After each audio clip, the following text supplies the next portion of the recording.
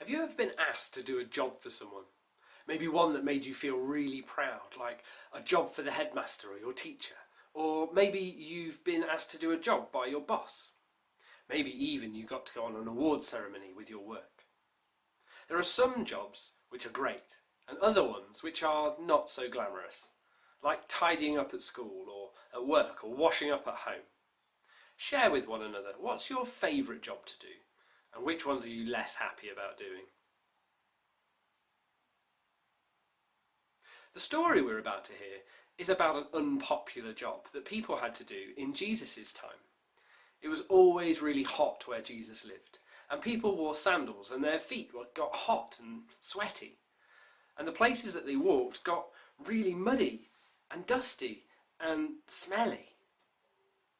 When they arrived in a house, the least important person, often a servant or a slave, would wash everybody's feet with cool, clean water. It says in the Bible, 4 days after arriving in Jerusalem, to crowds of people waving palm leaves, Jesus had a meal with his disciples in an upper room. The disciples were amazed when Jesus took off his outer clothing, wrapped a towel around his waist, and poured water into a bowl.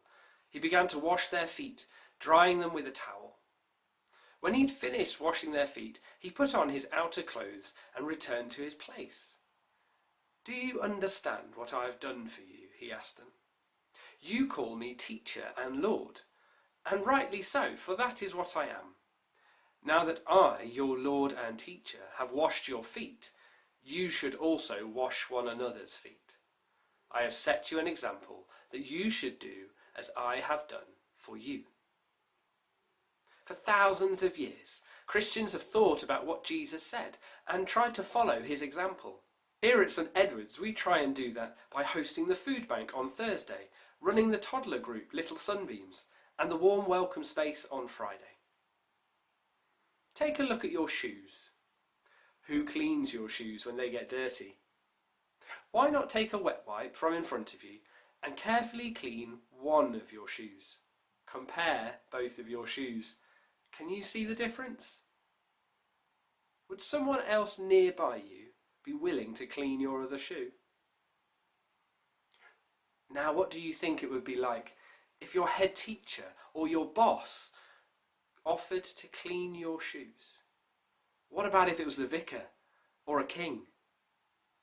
Christians believe that Jesus is the King's King. He's the King of all kings.